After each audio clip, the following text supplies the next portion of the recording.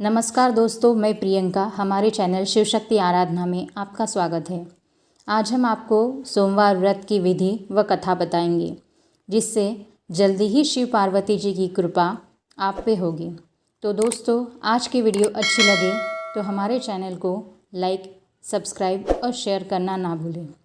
सोमवार का दिन शंकर भगवान को समर्पित होता है।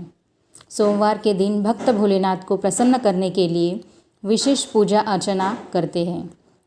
कुछ लोग सोमवार का व्रत भी रखते हैं ताकि शिव की विशेष कृपा प्राप्त की जा सके।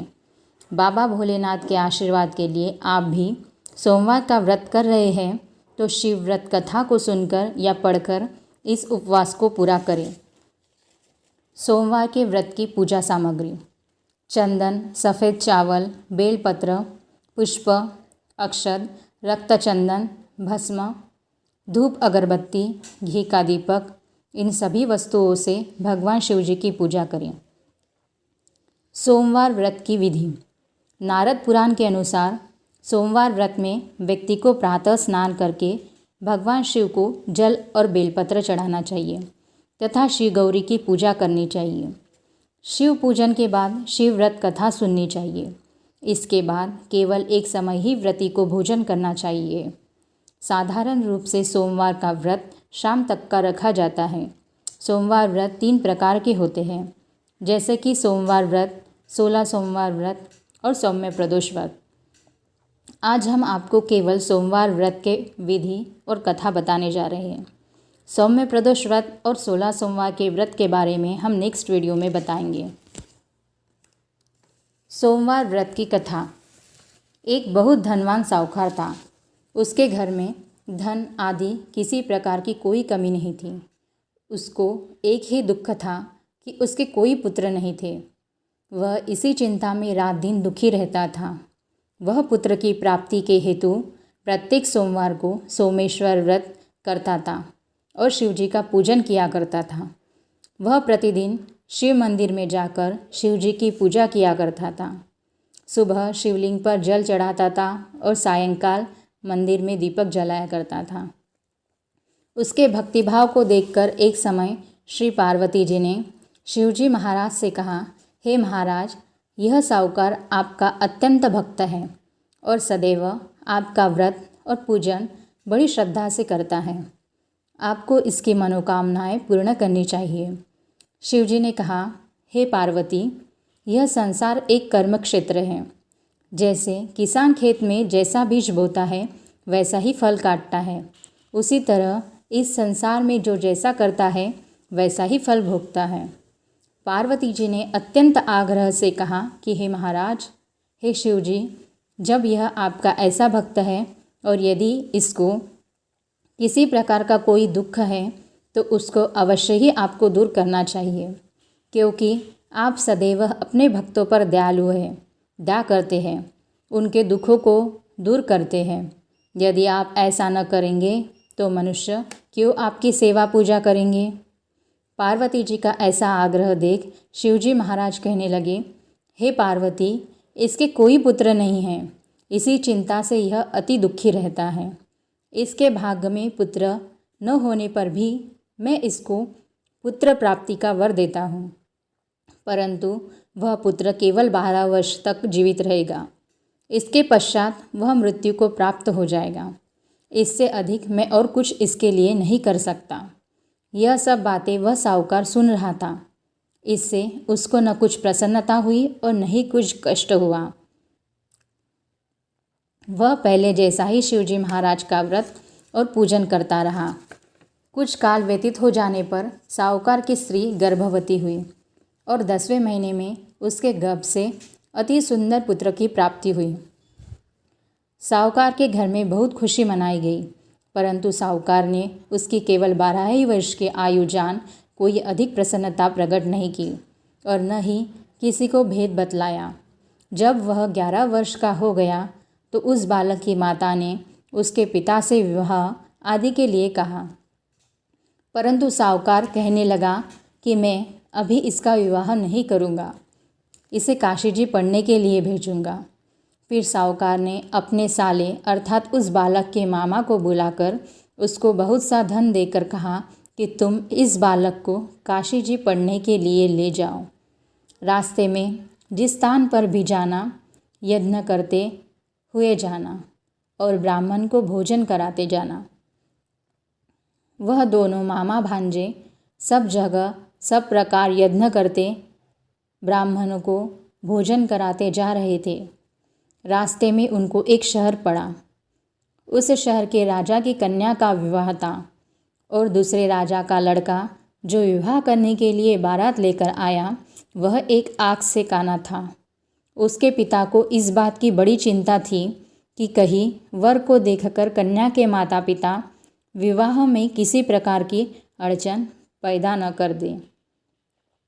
इस कारण जब उसने अति सुंदर सेठ के लड़के को देखा तो मन में विचार किया कि क्यों न इस लड़के को वर के कपड़े पहना दिए जाए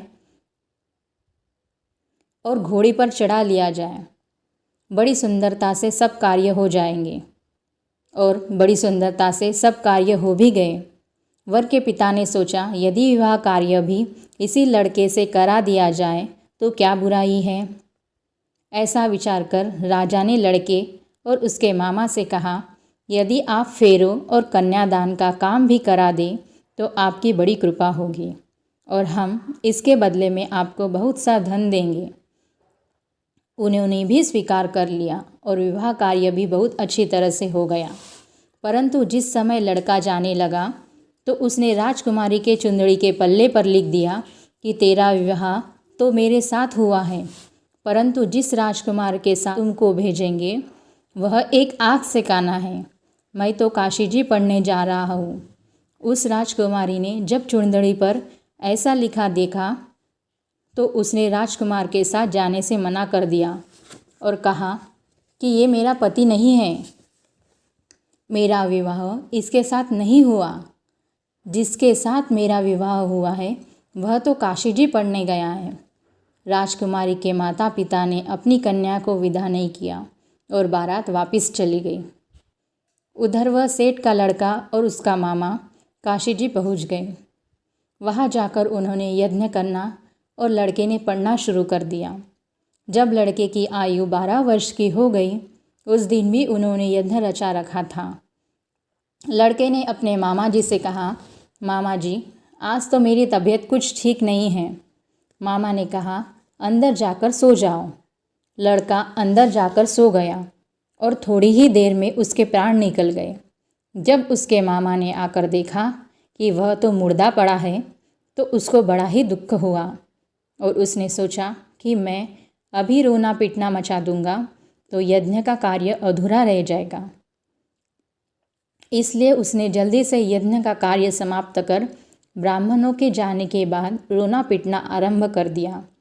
संयोगवश उसी समय शिव पार्वती जी उधर से जा रहे थे। जब उन्होंने जोर जोर से रोने पीटने की आवाज़ सुनी तो पार्वती जी कहने लगी, महाराज कोई दुखिया रो रहा है, इसके कष्ट दूर करो। तब शिवजी बोले, इसकी आयु इतनी ही थी, सो भोग चुका। पार्वती जी ने कहा, महाराज कृपा करके इस बालक की और आयु दो, नहीं तो इसके माता पिता तड़प तड़प कर मर जाएंगे। पार्वती जी के इस प्रकार बार बार आग्रह करने पर शिवजी ने उसको वरदान दिया और शिवजी महाराज की कृपा से लड़का जीवित हो गया। शिव पार्वती जी कैलाश चले गए। कुछ दिन बाद लड़का और मामा उसी प्रकार यज्ञ करते हुए अपने घर की ओर चल पड़े। रास्ते में उसी शहर में आए जहाँ विवाह हुआ था। वहाँ पर आकर उन्होंने यज्ञ किया। लड़के का ससुर यज्ञ में आया और उसने लड़के को पहचान लिया और अपने महल में ले जाकर बड़ी खातिर की। कुछ दिन बाद बहुत से दास दासियों सहित आदरपूर्वक लड़की और जमाई को विदा कर दिया। जब वह अपने शहर के निकट आए तो मामा ने कहा कि मैं पहले तुम्हारे घर जाकर सबको खबर कर आता हूँ। उस समय लड़के के माता पिता अपने घर की छत पर बैठे हुए थे। उन्होंने यह प्रण कर रखा था कि यदि हमारा पुत्र सकुशल घर पर आएगा तो राजी खुशी नीचे उतरकर आ जाएंगे, नहीं तो छत से गिरकर अपने प्राण खो देंगे। इतने में उस लड़के के मामा ने आकर यह समाचार दिया कि आपका पुत्र आ गया है। परंतु उनको विश्वास ही नहीं हुआ। तब उसके मामा ने शपथ पूर्वक कहा कि आपका पुत्र अपनी स्त्री के साथ बहुत सारा धन साथ में लाया है। तो सेठ ने आनंद के साथ उसका स्वागत किया और बड़ी प्रसन्नता के साथ रहने लगा। इसी प्रकार जो कोई भी सोमवार के व्रत को धारण करता है अथवा इस कथा को पढ़ता या सुनता है, उसके सब दुख दूर होकर समस्त मनोकामनाएं पूर्ण होती है। इस प्रकार पूर्ण विधि व कथा सुनकर पूजा करने से भगवान शिव व माता पार्वती जी की कृपा आप पे अवश्य ही होगी। जय भोलेनाथ दोस्तों, आप पे भोलेनाथ एवं माता पार्वती जी की कृपा सदैव रहे, यही हमारी कामना है। हर हर महादेव, हर हर महादेव।